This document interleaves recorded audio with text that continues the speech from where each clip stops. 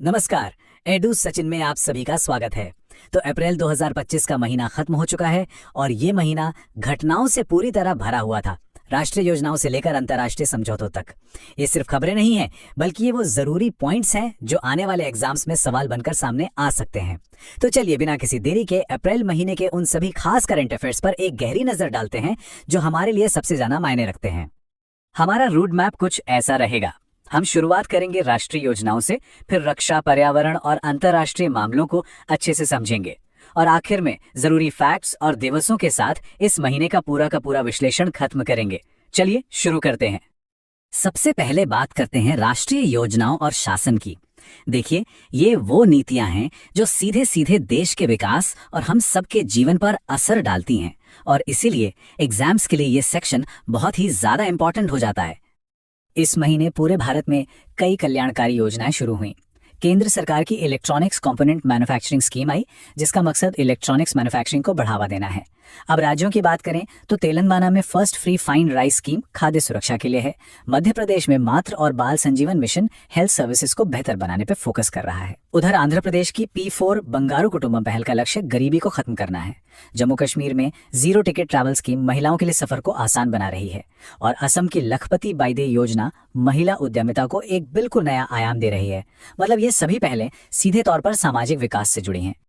अच्छा, शासन के मोर्चे पर भी कई बड़े अपडेट्स आए हैं, जैसे मध्य प्रदेश का स्कूल चले हम अभियान शिक्षा की नींव को मजबूत कर रहा है, तो गुजरात का त्रिभुवन सहकारी विश्वविद्यालय विधेयक सहकारी क्षेत्र में शिक्षा को बढ़ावा देगा। ओडिशा का फिस्कल हेल्थ इंडेक्स 2025 में टॉप पर रहना, यह उसके बेहतरीन फाइनेंशियल मैनेजमेंट को दिखाता है। पीएम अजय योजना अनुसूचित जाति समुदायों के उत्थान के लिए काम कर रही है। मातृ मृत्यु दर पर जो रिपोर्ट आई है उसमें भारत का वैश्विक स्तर पर दूसरा स्थान, ये एक चिंता का विषय है जिस पर ध्यान देने की बहुत जरूरत है। नई दिल्ली में NIT NCAR फोरम की शुरुआत आर्थिक नीतियों पर चर्चा के लिए एक नया मंच देती है। और हाँ, एक बड़ा प्रशासनिक बदलाव ये हुआ है कि भारत के रजिस्ट्रार जनरल को अब गृह मंत्रालय के अधीन कर दिया गया है, जिसका असर जनगणना और नागरिक रजिस्ट्रेशन की प्रक्रियाओं पर पड़ेगा। चलिए अब बात करते हैं रक्षा, सुरक्षा और प्रौद्योगिकी की। ये सेक्शन भारत की सैन्य ताकत और हमारी टेक्नोलॉजिकल प्रोग्रेस को समझने के लिए बहुत जरूरी है। इस महीने भारत की डिफेंस पार्टनरशिप काफी एक्टिव रही। अमेरिका के साथ टाइगर ट्रायम्फ और ग्रीस में हुआ बहुराष्ट्रीय वायु अभ्यास इनियोखोस, ये हमारे अंतर्राष्ट्रीय सैन्य सहयोग को मजबूत करते हैं। देखिए, ये अभ्यास सिर्फ दिखावा नहीं है, बल्कि ये अलग अलग देशों की सेनाओं के बीच तालमेल बढ़ाने का एक बेहतरीन जरिया है। चीन का स्ट्रेट थंडर 2025A अभ्यास भी इस एरिया की गतिविधियों पर नजर रखने के लिहाज से महत्वपूर्ण है। वहीं DRDO और इजराइल ने मिलकर जो MRSAM सिस्टम बनाया है, वो हमारी हवाई रक्षा को और ज्यादा मजबूत करता है। फ्रांस से राफेल M जेट्स का अधिग्रहण हमारी नौसेना की ताकत में एक बड़ा इजाफा है और INS तरकश का न्यूजीलैंड नेवी के साथ पैसिक्स अभ्यास हिंद प्रशांत क्षेत्र में भारत की बढ़ती भूमिका को साफ साफ दिखाता है। भारत की अपनी स्वदेशी रक्षा क्षमताएं भी तेजी से बढ़ रही हैं।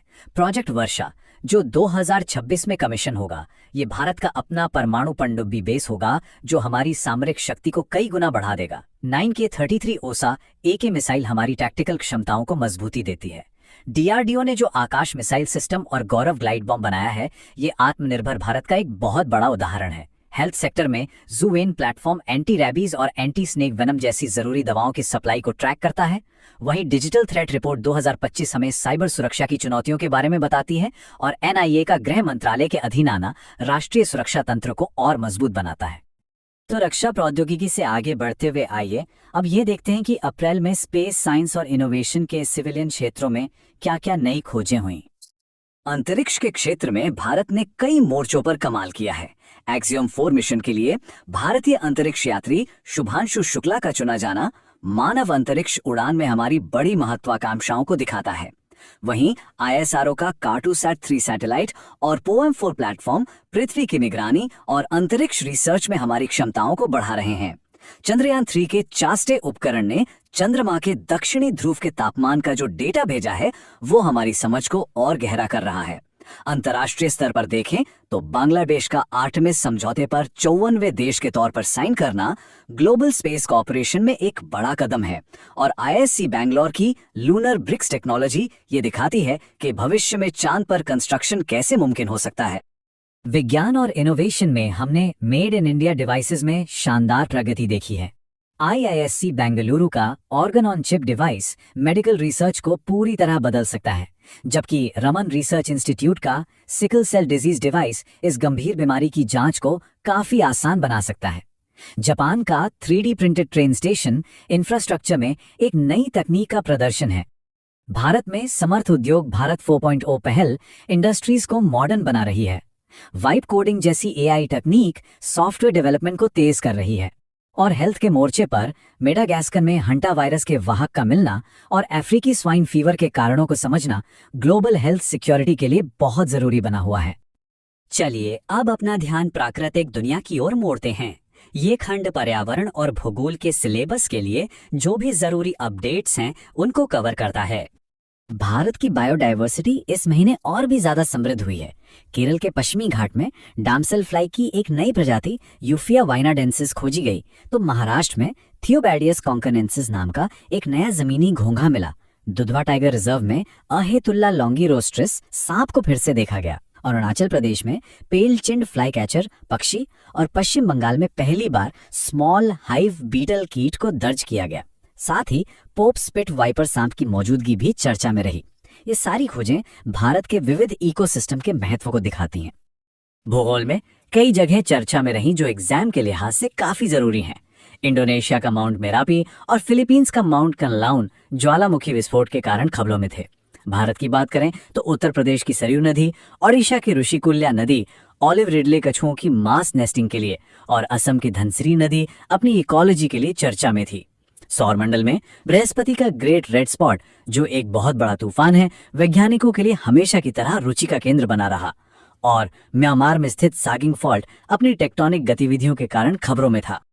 ये टेबल भारत के कुछ बहुत जरूरी नेशनल पार्क्स और अभयारण्यों को दिखाती है। दक्षिण में कर्नाटक के नागरहोल और बांदीपुर से लेकर उत्तर पूर्व में मेघालय के बालपक्रम तक, राजस्थान का मुकुंद्रा टाइगर रिजर्व, केरल की Karimpuzha wildlife sanctuary, Delhi Haryana border पर असोला भट्टी, उत्तराखंड का गंगोत्री नेशनल पार्क और ओडिशा का बालूखंड कोणार्क अभयारण्य, ये सभी संरक्षित क्षेत्र हमारी वन्य जीव विरासत के लिए बहुत जरूरी हैं। इस लिस्ट को रिवीजन के लिए स्क्रीनशॉट लिया जा सकता है। अब हम अपना नजरिया थोड़ा और बड़ा करते हैं और ग्लोबल स्टेज पर चलते हैं, जिसमें अंतर्राष्ट्रीय संबंध और आर्थिक संकेतक शामिल हैं।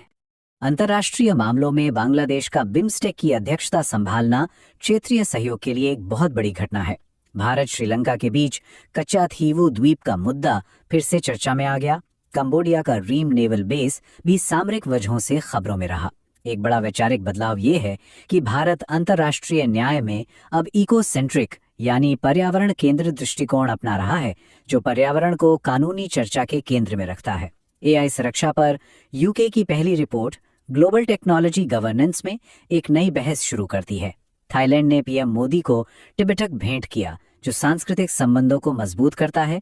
और यूएनआईएसआर में भारत का चुना जाना वैश्विक आर्थिक प्रशासन में हमारी भूमिका को दर्शाता है। ग्लोबल स्टेज पर भारत को सम्मान भी मिले, जैसे लिस्बन में राष्ट्रपति मुर्मू को सिटी की ऑफ ऑनर दिया गया। वहीं ताशकंद में 150वीं आईपीयू असेंबली और जिनेवा में WHO का वायु प्रदूषण पर सम्मेलन, इन जैसे आयोजनों ने वैश्विक चुनौतियों पर ध्यान खींचा। विज्ञान के क्षेत्र में कजाकिस्तान के कारागांडा क्षेत्र में रेयर अर्थ एलिमेंट्स की खोज और चीन का नया 3 गॉर्जेस अंटार्कटिक आई टेलीस्कोप भविष्य के लिए महत्वपूर्ण विकास हैं। लेजिनियर्स रोग और ग्रीस के आयोनियन द्वीप समूह भी अलग अलग वजहों से चर्चा में रहे। अब अर्थव्यवस्था की बात करते हैं। अप्रैल की रिपोर्टों और रैंकिंग ने भारतीय अर्थव्यवस्था के बारे में क्या बताया, आइए देखते हैं। आर्थिक रिपोर्टों ने इस महीने एक मिलीजुली तस्वीर पेश की। एक तरफ तो तमिलनाडु की मजबूत आर्थिक विकास दर और पवन और सौर ऊर्जा उत्पादन में भारत का दुनिया में तीसरा स्थान होना, ये बहुत पॉजिटिव संकेत हैं, जैसा कि एनर्जी स्टैटिस्टिक्स इंडिया 2025 रिपोर्ट में बताया गया है।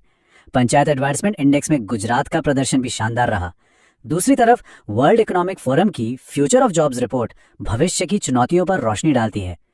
यूएन सिटी की टेक्नोलॉजी एंड इनोवेशन रिपोर्ट में भारत 36वें स्थान पर है, जो दिखाता है कि अभी सुधार की गुंजाइश है। और हाँ, क्षेत्रीय ग्रामीण बैंकों को एकीकृत करने के लिए एक राज्य एक आरआरबी नीति बैंकिंग सुधारों में एक बहुत बड़ा कदम है। चलिए अब एक ऐसे सेक्शन की ओर बढ़ते हैं जो अक्सर एग्जाम्स में पूछा जाता है, खेल, पुरस्कार और संस्कृति। खेल जगत में भारतीय एथलीटों ने खूब चमक बिखेरी। कुश्ती में मनीषा भानवाला ने सीनियर एशियन चैंपियनशिप में गोल्ड जीतकर देश का नाम रोशन किया। शूटिंग में रुद्रांश पाटिल ने आईएसएसएफ वर्ल्ड कप में गोल्ड मेडल हासिल किया। शतरंज में निहाल सरीन ने ताशकंद ओपन जीता और बॉक्सिंग में हितेश गुलिया ने वर्ल्ड कप में स्वर्ण पदक अपने नाम किया। घरेलू स्तर पर देखें तो हरियाणा ने नेशनल विमेंस हॉकी लीग का खिताब जीता और ये भी ऐलान हुआ कि 2025 के खेलो इंडिया यूथ गेम्स की मेजबानी बिहार करेगा। ये सभी जीतें अलग अलग खेलों में भारत की बढ़ती ताकत को दिखाती हैं।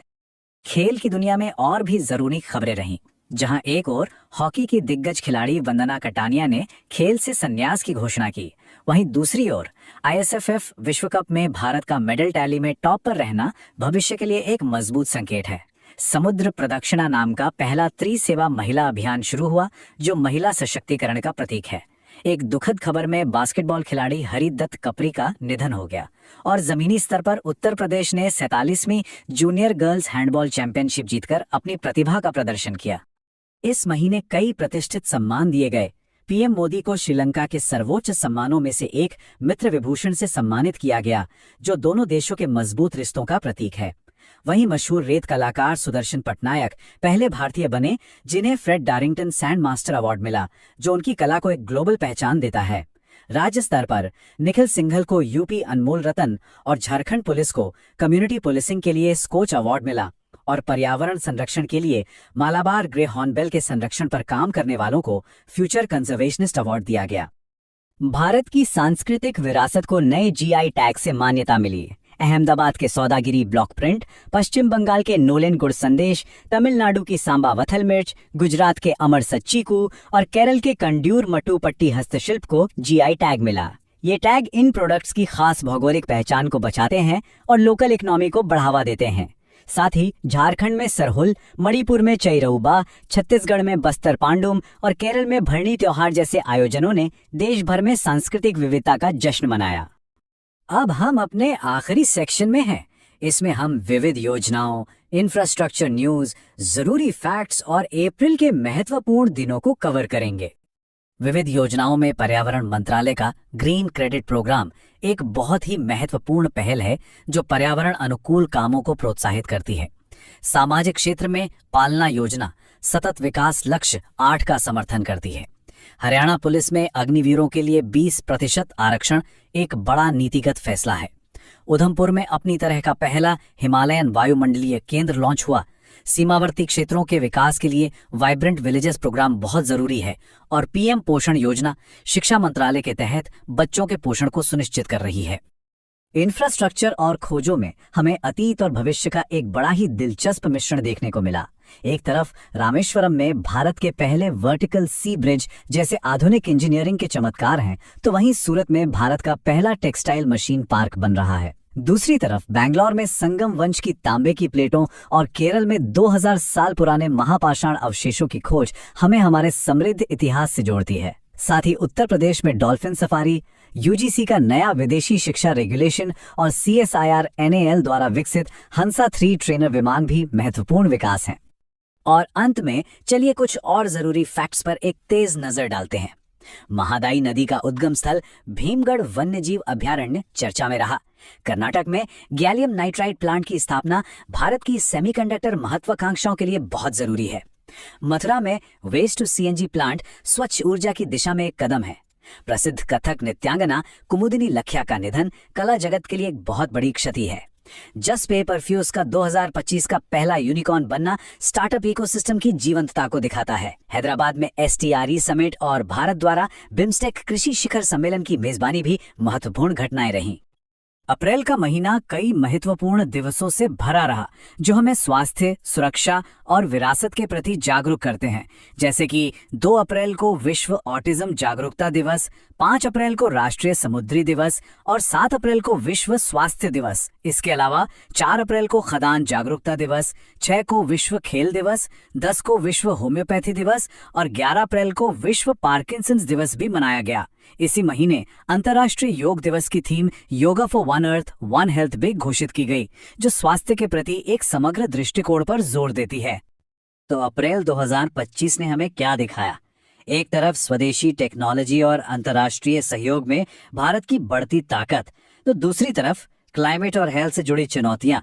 ये घटनाएं सिर्फ इस महीने की सुर्खियां नहीं हैं, बल्कि ये आने वाले कल की दिशा तय कर रही हैं।